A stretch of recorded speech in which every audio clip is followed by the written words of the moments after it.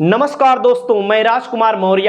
आज की इस वीडियो में हम बात करेंगे उत्तर प्रदेश की 80 लोकसभा सीटों में ऐसी कौन कौन सी लोकसभा सीटें हैं जहां पर वाकई में इंडिया गठबंधन, समाजवादी पार्टी, कांग्रेस जीतने जा रही है।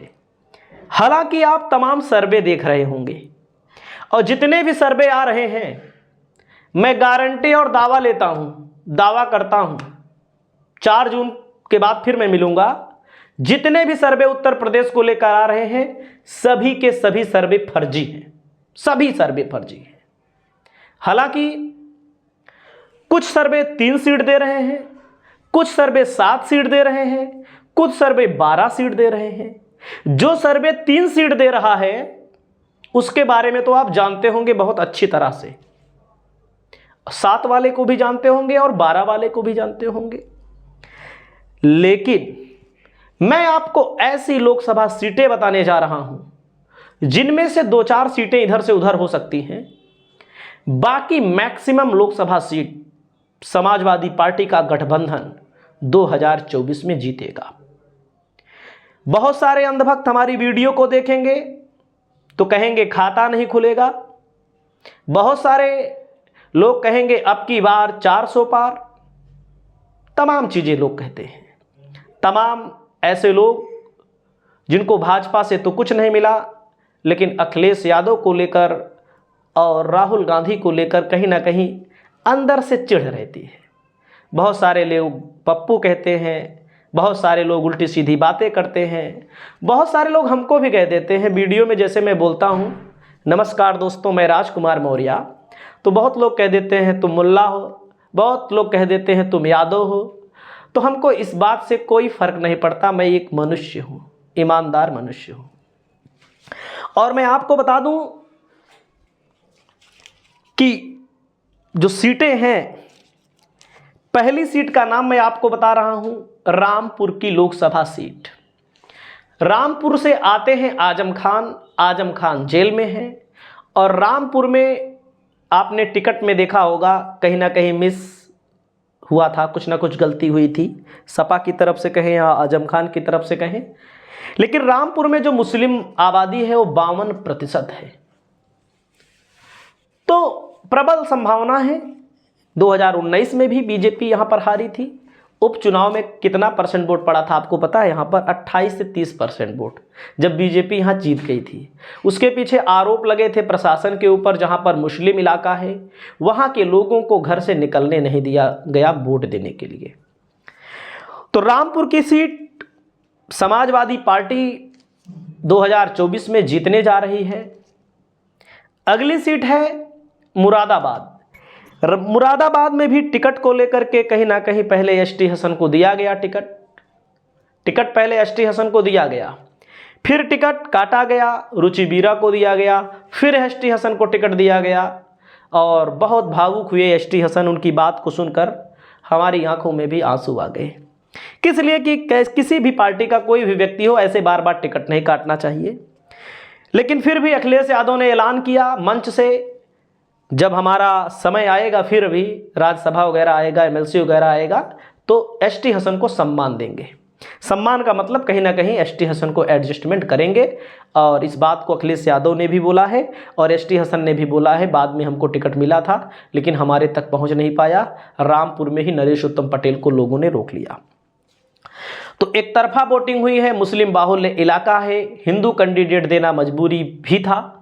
आजम खान की बहुत खास थी, लेकिन मजबूरी ये है कि जब मुसलमानों को टिकट कहीं कहीं दे दिया जाता है ना, बीजेपी को जीतना आसान हो जाता है।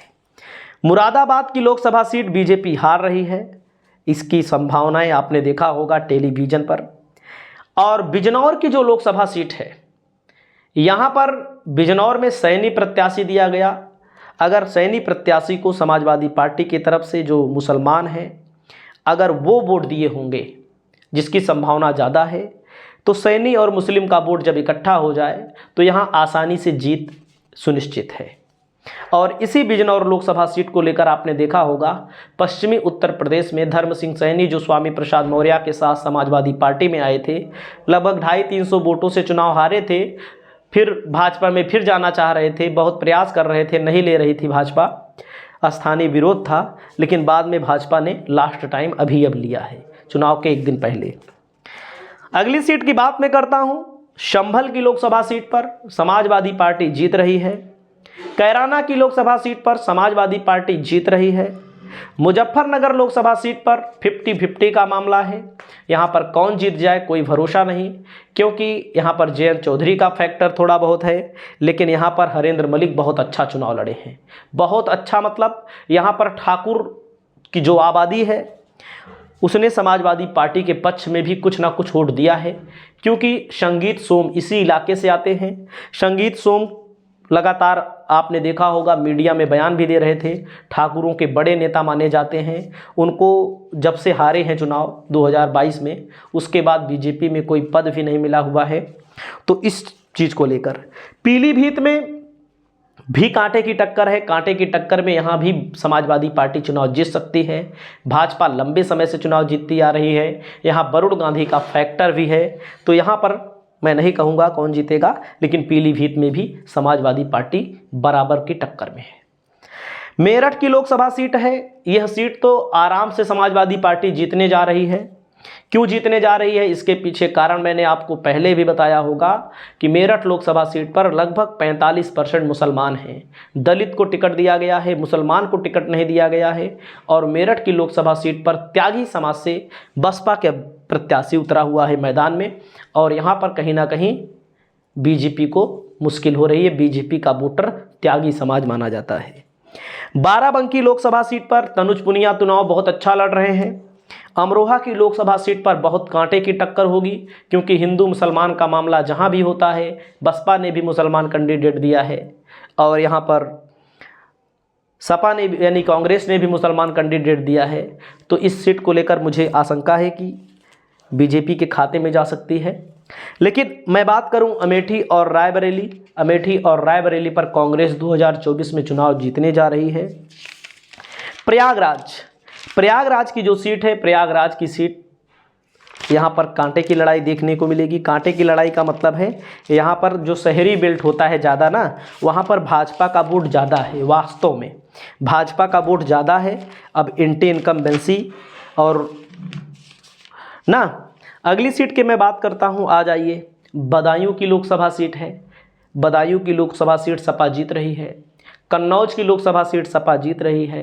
आजमगढ़ की 2 लोकसभा सीटें हैं, आजमगढ़ और लालगंज। लालगंज में भाजपा के पास एक भी विधायक नहीं है। लालगंज लोकसभा सीट पर 5 विधानसभा सीटें हैं, 5 में 5 भाजपा विलुप्त है। विलुप्त का मतलब है ही नहीं। और लालगंज प्रतापगढ़ की लोकसभा सीट के बारे में आपने सुना होगा, TV9 के पोल ने बताया है। हमारे पंडित जी रोज़ पोल करते रहते हैं। मतलब कि जो लोग कहते हैं अब की बार 400 पार ना, लेकिन वो कहते हैं बीजेपी प्रत्याशी के यहाँ वोट नहीं देंगे, काहे दिखाई नहीं दिया। अब भैया कहाँ गांव-गांव घर-घर बेचारा जाएगा ना, तो सही बता रहे हैं ना। जो लोग कहते हैं, कमेंट करते हैं 400 पार ना, वो अपने यहाँ बीजेपी को वोट नहीं दे रहे हैं, एकदम साफ है। अगला है जौनपुर की लोकसभा सीट। बाबू सिंह कुशवाहा को समाजवादी पार्टी ने टिकट दिया है। बाबू सिंह कुशवाहा बिरादरी से वोट लेकर आएंगे, पिछड़े अति पिछड़ों से वोट लेकर आएंगे। 2 ठाकुर लड़ रहे हैं, 2 ठाकुर आपस में लड़ेंगे। यहाँ पर लोग ये भी कह रहे हैं धनंजय की लड़ाई जो है सपा बसपा की लड़ाई है यहाँ पर ज़्यादा, और यहाँ पर बीजेपी 3 नंबर पे भी जा सकती है। मैं नहीं कहूँगा 3 नंबर पे जाएगी, लेकिन यहाँ पर बाबू सिंह कुशवाहा चुनाव जीतेंगे। अब अगली सीट है भैया घोसी की लोकसभा सीट। अरविंद राजभर लड़ रहे हैं, उनके बारे में तो आप जानते ही हैं, क्या बताना। TV9 का सर्वे है, चुनाव हार रहे हैं। संत कबीर नगर पर भी समाजवादी पार्टी चुनाव जीत रही है। यादव बाहुल्य इलाका है, एकदम साफ साफ बात है। यादव बाहुल्य के अलावा यहाँ पर मुसलमान आ जाएगा साथ में, और यहाँ पर निषाद भी कुछ दे देगा, और बीजेपी के खिलाफ है ही लोग। गाजीपुर लोकसभा सीट तो आप जानते ही हैं, गाजीपुर लोकसभा सीट पर भी समाजवादी पार्टी जीत रही है। मैनपुरी लोकसभा सीट डिम्पल यादव की बेटी देखो चुनाव प्रचार कर रही हैं, नामांकन भी हो गया है। और यहाँ पर देखिएगा फिरोजाबाद की लोकसभा सीट। फिरोजाबाद अक्षय यादव चुनाव लड़ रहे हैं, अक्षय यादव चुनाव जीत ही रहे हैं। बलिया की लोकसभा सीट पर समाजवादी पार्टी बहुत ज़्यादा मजबूत है, उसमें कुछ कहने की बात ही नहीं है। बहुत ज़्यादा मजबूत है बलिया की लोकसभा सीट पर, इस सीट को भी जीतेगी। कानपुर लोकसभा सीट पर लड़ाई होगी कांग्रेस और भारतीय जनता पार्टी में आमने सामने की। उसके अलावा और जो सीटें हैं, अब आ जाइए, अब मैं आपको बताता हूं आगे। यहां पर कन्नौज की लोकसभा सीट होगी। अब आ जाइए कौशाम्बी की लोकसभा सीट। यहाँ पर राजा भैया का फैक्टर है, यहाँ भी सपा का पलड़ा भारी है, भाजपा से तो भारी ही है, और राजा भैया अलग प्रत्याशी खड़ा कर दिए तो पता लगा मामला खराब हो गया। मछली शहर लोकसभा सीट है, यहाँ पर भारतीय जनता पार्टी अब की बार हार जाएगी लग रहा है। अगली सीट है राबर्ट्सनगंज, यहाँ पर भी कांटे की टक्कर बताई जा रही है राबर्ट्सनगंज लोकसभा सीट से। अब ऐसी तमाम सीटें हैं भैया, ऐसी तमाम सीटें हैं। जैसे सुल्तानपुर में टिकट दिया था इन्होंने भीम निषाद को, भीम निषाद बेचारे टिकट काट दिए, गलती किए, नहीं चुनाव जीत जाते भीम निषाद। और मैं आपको बता रहा हूं, आप आ जाइए वहां पर क्या बोलते हैं, कैसरगंज पर कांटे की टक्कर होगी। यहाँ पर बृजभूषण का मामला है, लेकिन 2014 का जब आंकड़ा मैंने देखा तो यहाँ पर बीजेपी कहीं ना कहीं पीछे नज़र आ रही है 2024 को लेकर के, कोई ब्राह्मण कैंडिडेट यहाँ से। अगली सीट है फर्रुखाबाद, एटा और आंवला। यहाँ पर 3 मौर्या को टिकट दे दिया गया है, मौर्या मतलब शाक्य को। पहले समाजवादी पार्टी इन तीनों सीटों पर गलती क्या करती थी, पहले 2014 वगैरह में, यादव ले लो, यादव जी लड़ेंगे, ठाकुर साहब लड़ेंगे, यही दोनों लोग लड़े हैं, आप चेक कर लीजिएगा, चाहे मैं आंकड़ा भी दिखाता रहता हूँ।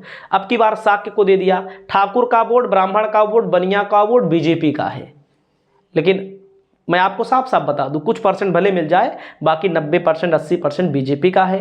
तो इन लोगों को टिकट देने से फायदा ही नहीं है साफ से बात। जब बीजेपी का वोटर है तो बीजेपी को वोट देगा, इनको वोट दे दोगे तो इनके समाज का खुदे वोट नहीं मिलेगा, पता लगा अपने वाले भाग गए दूसरे पार्टी में, तो इससे नुकसान होता है। एकदम साफ साफ बात है, उसमें कोई जातिवाद की बात नहीं है। मैं किसी से नफरत नहीं करता हूँ कि हम किसी से झगड़ा करें, नफरत करें। उसके अलावा मैं आपको बताना चाहता हूँ और भी सीटें हैं। फूलपुर की लोकसभा सीट पर समाजवादी पार्टी चुनाव जीतेगी अब की बार। बहुत सारे लोग नाराज हैं इस बात को लेकर के, पटेल को क्यों टिकट नहीं दिया गया। भैया जब भारतीय जनता पार्टी ने पटेल को टिकट दिया है तो समाजवादी पार्टी पटेल को कैसे टिकट दे सकती है। और ये भी बता दें, हम जितने पटेल हैं वो सोचते हैं कि हमें इनका टिकट मिले। क्यों? क्योंकि पटेल बिरादरी जो है, मौर्या बिरादरी जो है, वो किसी पार्टी की नहीं है। जो उन्हें टिकट मिला वहीं भाग जाते हैं लोग, एकदम साफ साफ बात है। तो यहाँ पर सपा मजबूत है। आप खुद सोचिए, सपा ने 2022 के विधानसभा चुनाव में फूलपुर में, फाफामऊ में मुसलमान कैंडिडेट दिया था, तब नज़दीकी मुकाबलों में हारी थी। अब आप समझ सकते हैं यहाँ पर सब मुसलमान पर्याप्त संख्या में है, यादव पर्याप्त संख्या में है, प्लस करना है, लाख वोट जो प्लस कर ले वही चुनाव जीत जाएगा। उसके बाद और जो लोकसभा सीट है, आजमगढ़ तो आप जान ही रहे हैं, आजमगढ़ मैंने आपको बताया ही है, आजमगढ़ तो बताया ही है भैया। और सीट हमारी नज़र में अयोध्या की जो सीट है, कांटे की टक्कर है भैया। उन्नाव की जो सीट है, यहाँ पर भी कांटे की टक्कर हो सकती है। फतेहपुर की सीट है, यहाँ पर भी कांटे की टक्कर हो सकती है फतेहपुर पे, ठीक है। बाकी अभी मैं आपको बताऊं, चंदौली है, भदोही है, बस्ती भाजपा हार रही है चुनाव। तो ऐसी करीब 30 से 35 सीटें हैं जहां बीजेपी चुनाव हारेगी। अंबेडकर नगर तो हम भूल ही गए, क्योंकि मैंने एक जगह नहीं लिखा है इसको अलग अलग जगहों पर लिख कर रखा है, आंकड़ा लिख के रखा है, और आप लोगों को बताता रहता हूं। और बहुत सारे लोग बुरा भी मानते हैं। डुमरियागंज की लोकसभा सीट है जहां 45% मुसलमान हैं। और यहाँ पर आप आ जाइए, बस और हमारे पास सीट नहीं है। तो इन सीटों पर कहीं ना कहीं भारतीय जनता पार्टी को बहुत बुरी हार होने वाली है। तो आपकी क्या राय है, अपनी राय जरूर बताइए। नमस्कार।